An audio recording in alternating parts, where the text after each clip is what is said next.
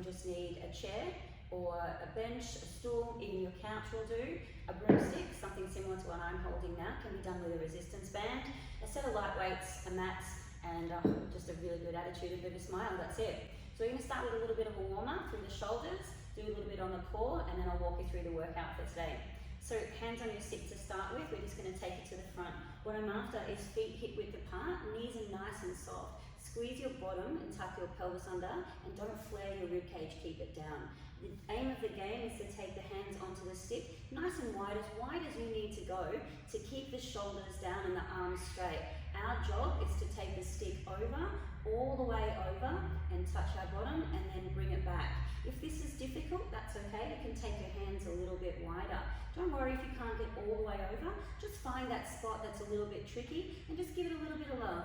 A little bit backwards and forwards. We're just trying to create some movement. Just be aware if one shoulder wants to lift or you have to bend your elbows to get the job done. We want to be able to smoothly transition the stick all the way over and all the way back. We're going to do that one more time.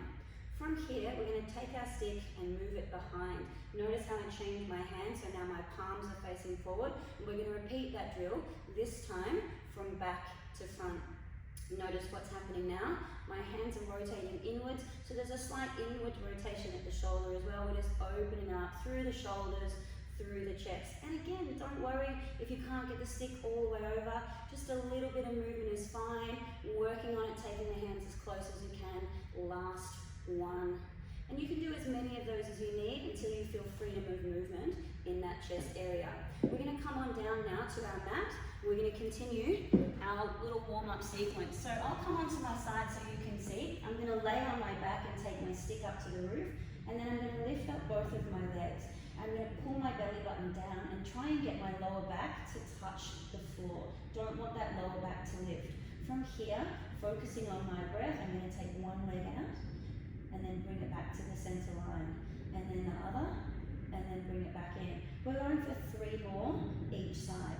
1, bringing it back in, knees over the hips each time, really focusing on pushing that belly button down into the floor and activating that core. You can keep this now, but if you have it, we're going to go for 2 legs at a time. So nice and slow, keeping the lower back on the floor, and then bringing the knees back up over the hips. 2 more times. That's 1. If you need to, you can go back to single leg, just so long as that lower back does not lift off the floor. Last one, each side. Nicely done. You can bring that stick down now, pop it to the side, and however it works for you, come across, and we're going to sit up and just open up through the hips. So we're going to create a nice little box with our legs, one leg out to the front, knee out in line with the hips, okay? And we're just going to place the hands down in front, just a little lean forward and then press back up again. The better you get at this, you'll be able to take your hands out in front, and then at some point you can use no hands at all. But we want to keep the chest up and just open up gently through the hips. Last little press. We're going to switch the legs over and we're going to repeat that on the other side. So hands out in front, little press, little open. Keep the knees out, chest up. Just a couple more. Last one. Now we're just going to switch the knees from side to side to continue opening up. So from here, all I want to do is keep the feet down and then shift the knees across to the other side, and then bring them back and shift them open. Just leaning forward a little bit, creating a little bit of space, opening up, and it's quite normal just to move a little bit around, that's okay too. 1 more each side. And then across. Lovely, bring it back to the center. I'm going to take my knees out to the side, however I can. I'm going to rise up, give it a little shake out, and we're going to begin.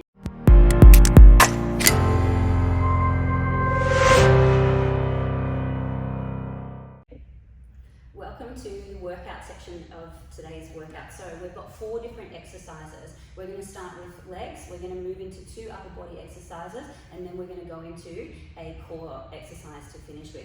Your job is to complete as many rounds as possible in the 30 minutes, and I'm going to walk you through how that works. You can do this with a weight or without a weight. So the first thing to do is to find yourself your chair and take a seat. I want my feet to be out in front, hip width apart, bottom squeeze, chest up nice and tall. So my job now is to keep the chest up. I want to do 2 little pulses and 1 full squat. From here, 2 little pulses where my bottom touches the chair, and then squeeze and then rise. Straight back down, no beginning, no end, nice and smooth. Straight back up, straight back down. We want 30 seconds here.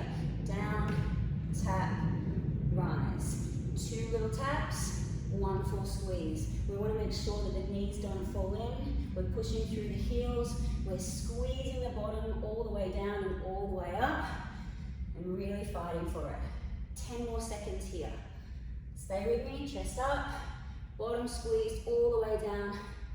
2 little pulses, 1 big squeeze. 4, 3, 2, and 1. That is exercise number 1. Exercise number 2, we're going to move into the back. So from here, I've got a couple of light weights. You can use whatever's lying around at home for you.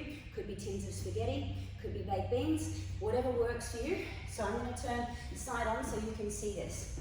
This is for the upper back. So what I want to do is place my feet out in front. I want to lean forward, keep my eyes tucked in so my spine is nice and long in this position. From here, dropping my chest down to my thighs, letting the weights come down in line with the middle of my calf. From here, nice soft elbow, I'm going to squeeze the weights out and control them back in. Out and back in. We're going to go for 30 seconds, and in that time, we're aiming for about 8 to 10 reps. When you find this gets a little hard, or you need to take a break, that's totally fine. Sit up, give it a little roll, and then drop back in again. There's no pressure to do the full 30 seconds. What we're aiming for is to imagine squeezing those shoulder blades together at the top of the move, and then controlling the down. Last one, pop them on down. Exercise number 2. Exercise number 3, we're going to come on down to our mat. This is a tricep push-up, and there's 3 different variations on the tricep push-up that I'm going to give you today in levels, and we'll take it, we'll call level 1 all the way up to level 3, and you can decide which option works for you, but challenge yourself. Do 1 rep in the higher version that you're used to, and that's how we'll get better every single time. So option number 1, I want to stack myself. I want my wrist and my elbow and my shoulder to be directly over the top of each other.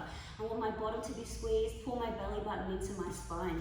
My aim is to get my head down but not drop through my hips. So what I'm trying to do is keep my elbows in nice and close to me, so my elbows will end up touching my ribs. As I lower myself down, I squeeze, and then I push myself back up again. You have 30 seconds here. This is your first option. If this is easy for you, walk your knees a little bit further away from you. Still squeeze your bottom. I'll turn myself on 45 so you can see. Bottom squeezed, hips tucked under.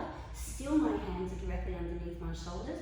Even as I lower myself down, my elbows will touch my ribs, and then I push myself away. You're going to fight for this. Be careful not to drag or sag through the hips. You want to stay in nice and strong and have the elbows brush the ribs. 1 more here. Rest, and then come on back. Exercise number 3. And we're going to finish with a core exercise. So there's 3 versions of the plank that I'm going to give you, and you can choose whichever one works best for you, and we're going to add little layers to it, okay?